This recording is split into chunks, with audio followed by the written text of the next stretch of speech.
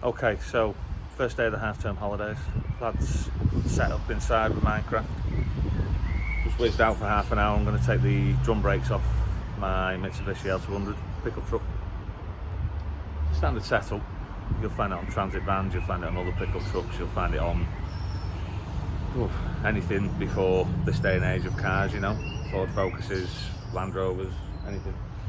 Obviously the drum brake's operated by either the brake paddle inside the cab or the e-brake, the handbrake. So we need to get that handbrake off before we remove the drums. Back end's been jacked up, we've chocked it at the front, handbrake's been released, and we're just going to go to the drum now and work that off. You come across a few different methods of fixing drums. Obviously the drum cover is fixed to the hub with the wheel. It's not going to come off, so you don't necessarily find anything heavy duty. It's just something to keep it in place while you're working on the car. On this vehicle we've got 2 threaded holes, usually M8. On other vehicles they come with their own maybe short fat screw you just take away and work off, but as I say, we're going to go through this one. Through the holes, what you'll notice is 2 hard surfaces for the what we're going to put in an M8 bolt to drive onto and push the drum off, so we'll see how we get on. So they're the drums.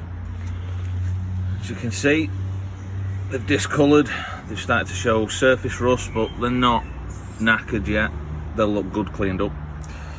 On this particular drum you see we've got 2 threaded holes here, and I've just found some arbitrary M8 bolts lying around in the garage, different lengths, doesn't matter.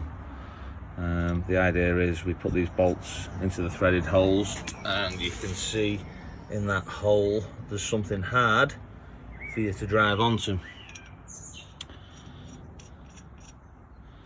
So just put them in finger tight so they won't go no more. This is just an impact driver with a 13mm head on, and we're just going to drive this in now quite slowly. There you go, straight off.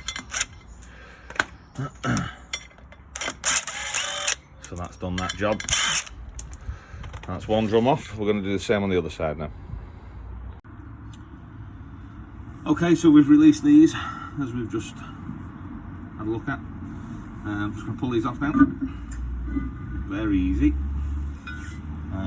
Yeah, absolutely fine then. They'll clean up great. Okay, so we're just going to go at this now with a wire brush. Not too heavy, just give it a bit of a key. Scratch off the surface. Some of the more flaky rust here will probably do a good go at with the wire brush, you know.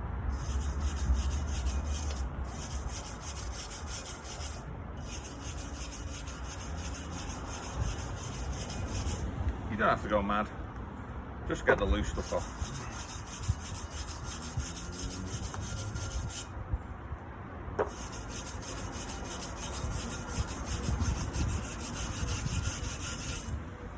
Don't be shy to getting this lip here as well, that doesn't do anything. The only thing we don't want to damage is this internal surface, but there's a lip on this outer edge.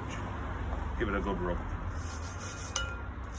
Before I start painting, just want to make sure there's no contaminants on there. When I say contaminants, I mean grease or anything like that, because paint just doesn't do a great job of sticking to that.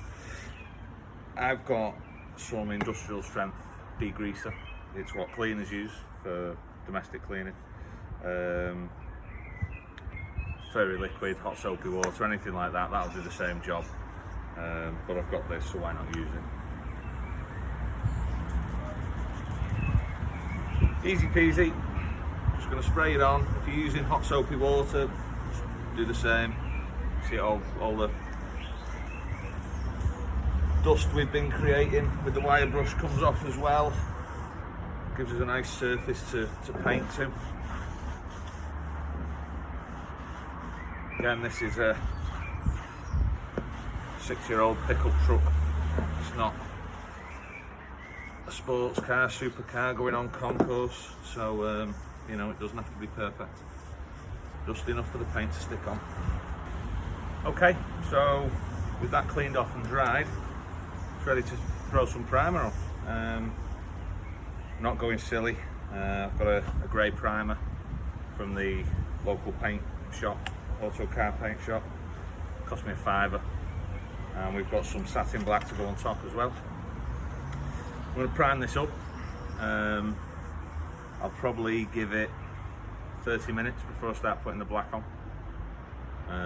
It just needs to be touch dry. Get the other coat on, stop messing about. You probably want a couple of coats of black as well. So yeah, get the primer on the go. Do 2 of them while one's drying. We'll get the black on the go as well.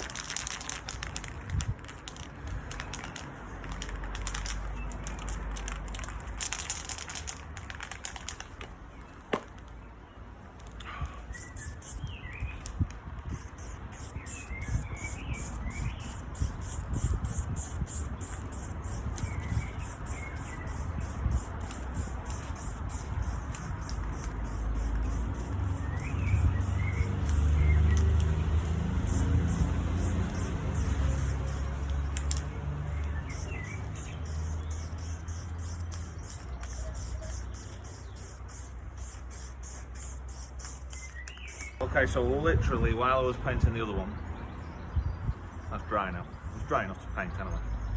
So it's got I'm not getting it on my skin or anything like that. It's fine. I couldn't sand it.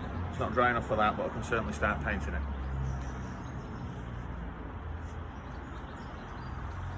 So we'll go over in the top coat now.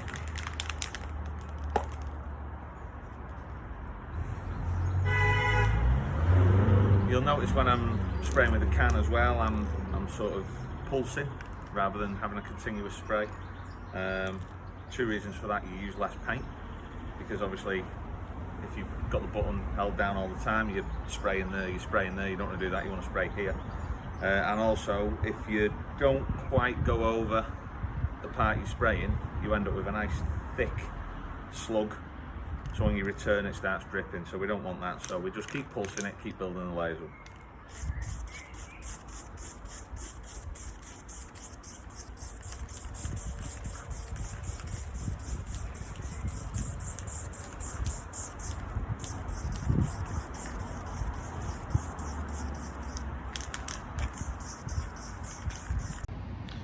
So this one's had 2 coats now.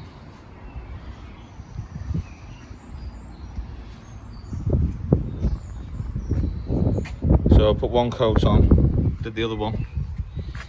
When the other one was done, picked up the first one, and did the second coat. So from getting the primer out to putting the second coat of black finish on, 10 minutes, something like that. So we'll let these dry a bit longer now, probably give them 15 minutes, 20 minutes, and then I'm going to get a clear coat on top, and then we're going to flash them off in the oven, and they're done. Okay, so they've had about 15 minutes drying time now. It's quite breezy outside, so that's sped things up. Best check to do is basically touch the surface. If it feels tacky, then it's not dry enough for the lacquer coat. Feels quite hard, then the lacquer coat will sit on that quite nicely. Some people call it clear coat, lacquer coat. This is just a 2KHS.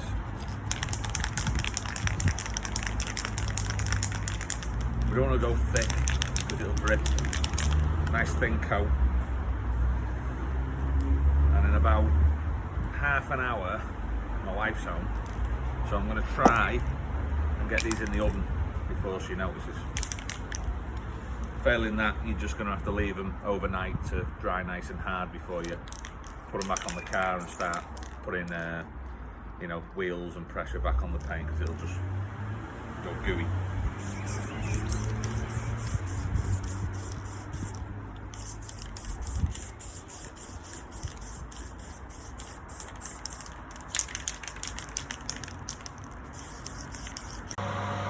Okay, that's them in the oven. I'm going to leave them there for about half an hour now. So here are the finished articles. just took them out of the oven. They've been in there for about 20 minutes. In that time I managed to get changed, ready for the gym. Fine to touch. So they're still a bit warm as well. So I'm going to put these onto the pickup truck now, and just as my wife got home as well, so I got away with that one. Okay, so I've brushed these out with a soft brush, literally blew them, get rid of some of the excess dust, just why not. Ready for putting these back on now, so find your holes.